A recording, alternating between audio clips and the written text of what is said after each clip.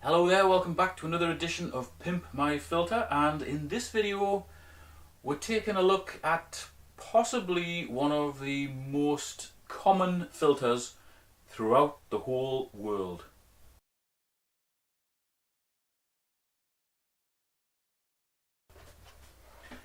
And that is the Fluval 406 canister filter. Now I've actually left the various parts of this sitting outside in the rain for the last few days because when it arrived to me it was absolutely humming. It's still got a bit of a smell to it now. It smelled like something had died in here. And when I took the foams out, I noticed that they were very, very red. There's obviously a lot of colour enhancing food gone into this system. So those foams will be coming out. Actually, I think I better just leave those foams in there for the time being. Just in case you haven't seen my previous videos on the 206 and the 306, I'll just quickly run through what happens with regard to water flow and where the media would normally be in here. Right, let's get our top off. We've got the inlet coming in here, there, and that is a one-way valve. It's like a little flappy valve, just to ensure that the water continually goes that way. And it fires it into here. And in here, we have 4 pieces of reasonably coarse foam. I absolutely love the layout of this. I know a lot of people complain about it, but to me it's set up very, very well. This fits down into this canister very, very tightly, and the water is forced through this way and this way, runs down the inside of here. Ultimately it comes out the bottom into this next section. So that is, in my eyes, a very, very good system. I don't want to change anything about that, although I may change these foams just because of the curious smell that's emanating from them. These ones are a bit stinky as well. So our top tray is empty. Oh god, it's getting worse as I get down here. Next tray is full of 2 coarse foams. Well, not full of 2 coarse foams, it's got 2 coarse foams in it. They're getting chucked out. The next one has got more coarse foams in. All of these are getting chucked out. Dear God. And the bottom one has got 2 pretty good looking Fluval foams. Now they're somewhere between coarse and medium, and they've got a good initial contact area because it's dimpled. Look at that. Very good. They're getting left in there for sure. This cartridge is our initial contact area for the water that comes into the filter. So it does attract the heaviest muck. Yeah, those foams have been reasonably well cleaned out. You can see through them. So I think I'll send those back instead of putting them in the bin. I've got a little bit of bounce left in them. So Gary, who sent me this filter, can use those again if he wants. I'll put them in a sealed bag though, so he doesn't get gassed when he opens the box up. So now all we need to do is just cut some new foams. This is a perfect size because the foams that I would normally get to sell on my website are exactly the same size. And all you've got to do is just cut a 3-inch strip. Just imagine how many 3-inch strips you could get out of that. Awesome stuff. There you go. That's our foams. I've pre-cut those. It's very, very easy. These ones are different to the Fluval ones because mine have a really deep dimple on them. And they are just going to slot into here.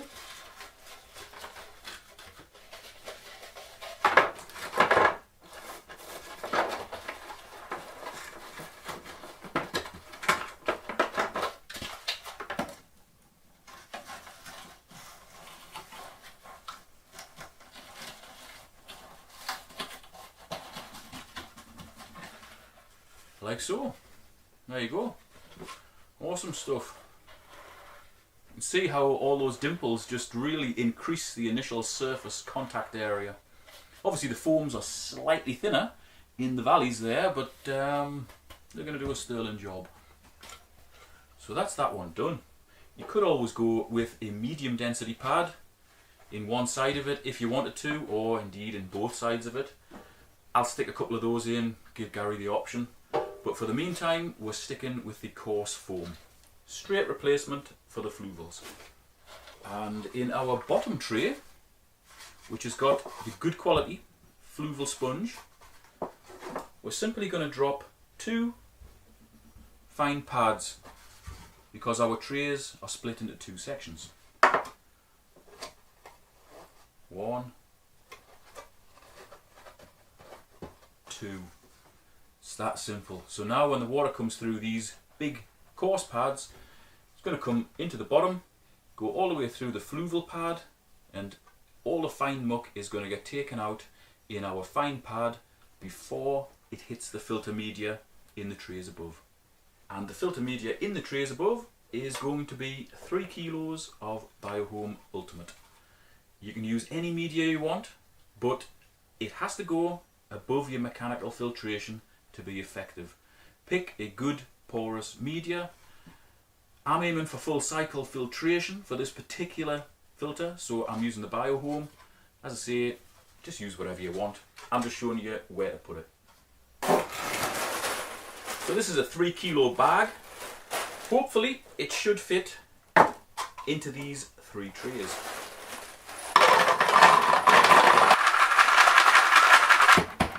Now what a lot of people do with this stuff, because it's a stick-shaped media, they'll stack it very, very neatly. And I've heard of a few people lately actually putting biogravel in as well to fill in all the little gaps between it, and they swear it works very, very well. That is really, oh God, that's a belt and braces approach to the biological side. I'm just tipping this in loose.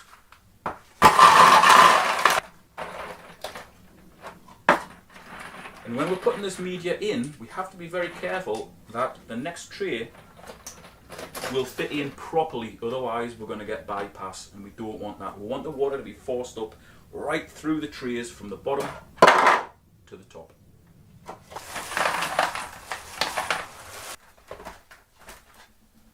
Right, because this is in loose, we haven't quite got the full 3 kilos in. We've probably got nearer 2.5 kilos. If you stack it neatly, you would get the full 3 kilos in. So let's get this thing put back together. First of all, we put our coarse pad in the cartridge. Slots in like that. That's a really nice tight fit. Then our bottom tray, which has got our Fluval foam and fine pad in. And then our 3 trays of media. 1, 2,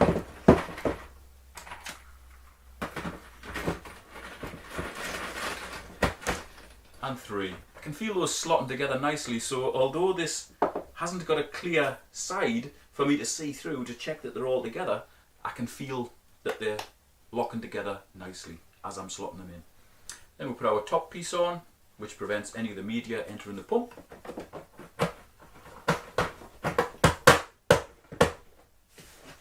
And that's our filter finished. That quick. Now if you want to use chemical media, say you want to put bags of carbon or a carbon pad or any sort of other chemical media, that would go in the top of the top tray. So our filtration would go mechanical, biological, then chemical. And that ensures that our chemical media is operating in the cleanest possible water, and that will extend its life. So for the likes of carbon, you'd get 7 or 8 weeks out of it. For other media, I don't know, it should extend the life, but I've only ever used carbon.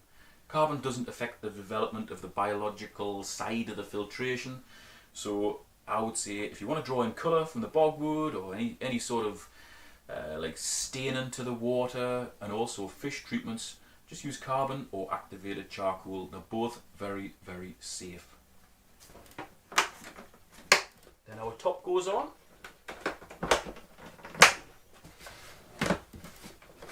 And when you've put the top on, just have a look around the line where it joins.